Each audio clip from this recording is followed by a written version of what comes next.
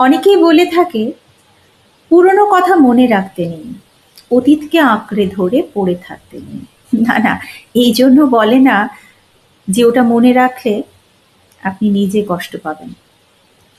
তারা মনে করে এগুলো মনে রেখে যারা আপনাকে কষ্ট দিয়েছে তাদের সাথে সম্পর্ক নষ্ট করার মানে কি?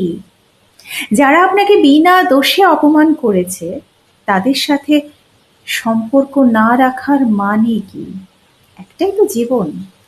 সেই জীবনে কেউ ভুল ত্রুটি করতেই পারে, হতেই পারে, কিন্তু তার মানে এই নয় যে তাদের সাথে একসাথে আপনি হাসতে পারবেন না, একসাথে বাঁচতে পারবেন না, তাদের সাথে একাত্ম হতে পারবেন না। একটাই যেহেতু জীবন, তাই আপনার সাথে যাই হয়ে থাক না কেন আপনাকে সব কিছু ভুলে যেতে হবে। না না, আপনার জন্য নয়, অন্যদের জন্য। তারা মনে করে এগুলো মনে রাখা মানে নিজেকে স্বার্থপরে পরিণত করা।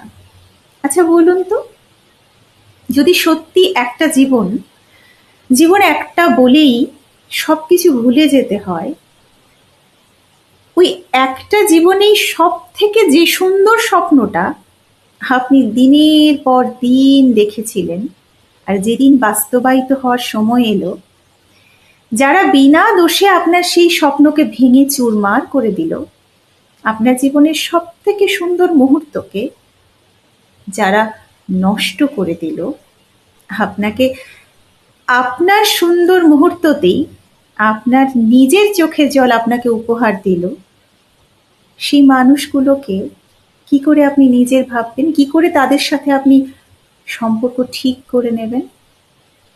এই একটা জীবনের সব থেকে সুন্দর মুহূর্তগুলো আর কি ফিরে আসবে? কখনো সম্ভব? তাহলে বিনা দোষে যাদের জন্য আপনার জীবন থেকে ওই সুন্দর সময়গুলো, সুন্দর স্বপ্ন হারিয়ে গেল, তাদের সাথে সব ঠিক করে নেওয়া কি সম্ভব? জানা নেই।